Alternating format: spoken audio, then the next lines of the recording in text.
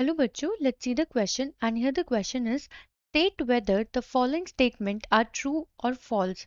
हमसे बोला जा रहा है बच्चों जो हमें यहाँ पे स्टेटमेंट गिवन है हमें बताना है कि ये स्टेटमेंट ट्रू है कि फॉल्स। तो चलिए बच्चों करते हैं इस क्वेश्चन को and the question is during electrolysis of water hydrogen and oxygen are liberated at cathode and anode respectively.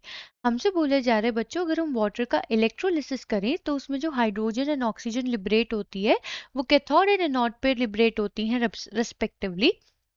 तो चलिए देखते हैं बच्चों इस क्वेश्चन को but first of all let's see the key concept for this question.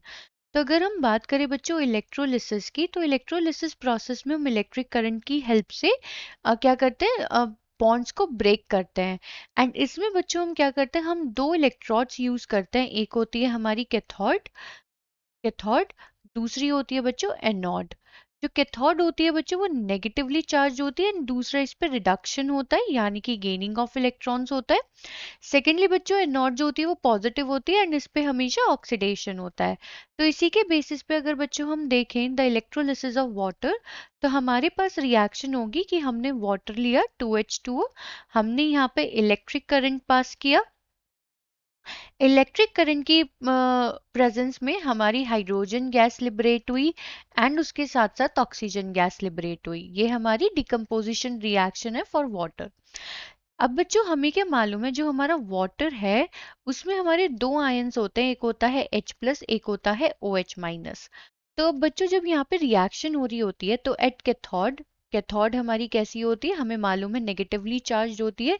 तो H+ ion चला जाता है कैथोड के पास और जब H+ आयन बच्चों जाता है कैथोड के पास तो ये दो इलेक्ट्रॉन्स को गेन करके क्या कर देता है हाइड्रोजन गैस फॉर्म कर देता है। यानी कि बच्चों कैथोड पे कौन सी गैस लिबरेट होती है हमारी हाइड्रोजन गैस।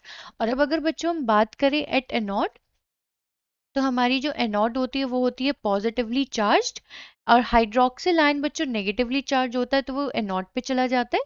तो 4OH- यहाँ पे ऑक्सीडाइज्ड होके फॉर्म करता है H2O oxygen gas and +4 electrons. यहाँ पे बच्चों ये 4 इलेक्ट्रॉन को लूज करके ऑक्सीडाइज्ड हो जाता है। नॉट पे कौन सी गैस लिबरेट होती है ऑक्सीजन। एंड बच्चों क्वेश्चन में हमसे यही बोला गया है कि on the during the electrolysis of water hydrogen produce at cathode oxygen produce at anode. And वही हमने यहाँ रिएक्शन में देखा।